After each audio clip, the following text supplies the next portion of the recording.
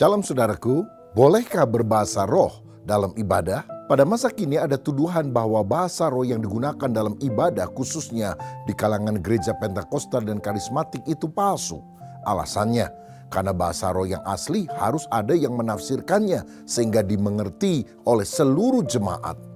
Berarti orang yang berbahasa roh dalam ibadah tanpa ada yang menafsirkan sebenarnya sedang melanggar firman Allah dan berdosa. Benarkah demikian? Banyak gereja pada masa kini lebih menekankan nubuat yang sering dikaitkan atau disamakan dengan khotbah, bukan bahasa roh. Bahkan ada gereja yang memiliki pandangan sesasionis, yaitu percaya bahwa karunia bahasa roh hanya terjadi pada zaman rasul-rasul dan tidak ada lagi pada masa kini. Kalau ada yang berbahasa roh itu pasti bukan dari Tuhan, tapi dari diri sendiri atau bahkan dari setan. Gereja Pentakosta dan karismatik percaya bahwa karunia-karunia roh termasuk bahasa roh masih berlangsung hingga kedatangan Kristus yang kedua. Bahasa roh juga bisa digunakan baik dalam saat teduh pribadi maupun dalam momen doa atau pujian spontan di ibadah bersama. Orang Pentakosta dan karismatik percaya bahwa bahasa roh adalah tanda baptisan Roh Kudus seperti yang dialami para murid di hari Pentakosta, Kisah Rasul 2 ayat yang keempat, di rumah Cornelius, Kisah 10 ayat 46, dan dalam pelayanan Paulus di kota Efesus, Kisah Para Rasul 19 ayat yang ke-6. Bahasa roh juga bisa berupa doa pribadi ataupun penyembahan bersama karena tidak seorang pun yang mengerti bahasanya kecuali Allah.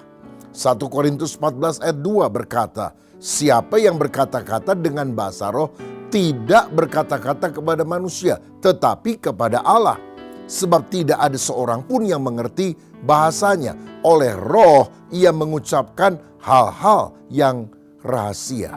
Jadi ada bahasa roh yang tidak dimengerti oleh orang yang ditujukan hanya untuk kepada Tuhan. Berikutnya bahasa roh juga memperkuat hubungan pribadi kita dengan Tuhan. Karena dalam 1 Korintus 14 ayat 4 dikatakan siapa yang berkata-kata dengan bahasa roh ia membangun dirinya sendiri. Yudas 1 ayat 20 mendorong kita untuk membangun diri di atas dasar iman yang paling suci dan berdoa dalam Roh Kudus. Gereja Pentakosta dan karismatik membedakan yang pertama bahasa roh sebagai karunia. 1 Korintus 12 ayat 8-10. Ini adalah salah satu dari 9 karunia Roh Kudus. Tujuannya untuk menyampaikan pesan Tuhan kepada jemaat atau tujuan nubuatan.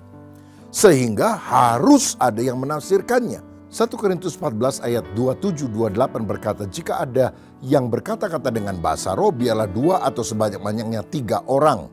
Seorang demi seorang dan harus ada seorang lain untuk menafsirkannya. Jika tidak ada orang yang dapat menafsirkannya, hendaklah mereka berdiam diri dalam pertemuan jemaat dan hanya boleh berkata-kata kepada dirinya sendiri dan kepada Allah. Itu bahasa roh jenis pertama. Yang kedua adalah bahasa roh sebagai tanda baptisan atau kepenuhan Roh Kudus.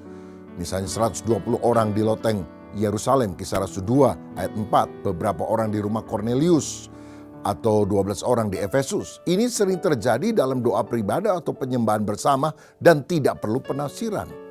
Dalam 1 Korintus 14 ayat 2, Paulus menyebut bahwa berbahasa roh adalah berbicara kepada Tuhan, bukan kepada manusia. Dan tidak ada yang memahami kecuali roh Allah. Ayat ini digunakan oleh gereja Pentakosta dan karismatik sebagai dasar bahwa bahasa roh dalam doa pribadi atau penyembahan bersama tidak memerlukan penafsiran karena ditujukan kepada Tuhan. Ini lebih merupakan ekspresi penyembahan kepada Tuhan, bukan untuk menyampaikan pesan atau nubuatan kepada jemaat. Jadi, apakah berdoa dalam bahasa roh dalam ibadah bersama melanggar Alkitab?